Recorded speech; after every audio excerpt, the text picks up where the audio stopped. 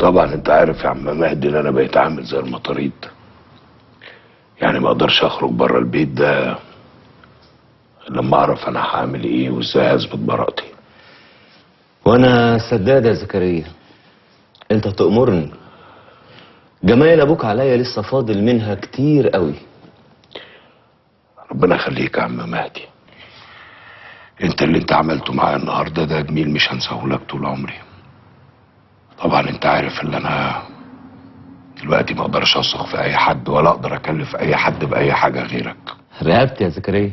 اكيد تليفوناتي متراقبه، واكيد كمان الداخليه بعد تسال عليا في القصر وفي الشركه وفي اي مكان انا بروحه. المكان الوحيد اللي محدش يعرف حاجه عنه هو هنا. فاهمني يا عم مهدي؟ المكان ده محدش يعرف عنه اي حاجه. عيب يا زكريا، عيب.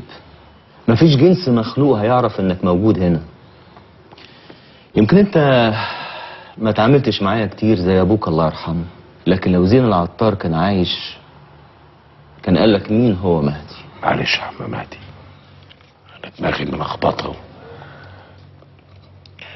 ما بقتش عارف مين عليا ومين معايا، محتاج اعيد ترتيب ورقي تاني. اطمن يا زكريا، انا مش هجيب سيره لاي حد اني شفتك او عرفتك ولا حتى عرفت مكانك فين. انا عايزك تبعت حد من رجالتك يراقب لي هاشم الذهبي، وتبعت لي حد تاني يراقب لي جلال، وتتقص لي من بعيد على الداخليه تشوفهم بيقولوا ايه، بيدوروا عليا فين، وتجيلي بكره في نفس الميعاد تبلغني بالنتيجه. تمام يا زكريا، اعتبره حصل. انت مصدق اني ما قتلتوش مش كده؟ انت ابن زين العطار يا زكريا، وانا اعرف زين العطار كويس قوي، واعرف كمان عمره ما كان له في الدم ولا بيحبه. معلش، شد حيلك، غمة وهتزول ان شاء الله. يا رب يا عم مهدي. طيب يا زكريا، محتاج مني اي حاجة قبل ما استاذن؟ كتر خيرك يا عم مهدي، مش هوصيك. على راسي، على راسي يا غالي يا ابن الغالي.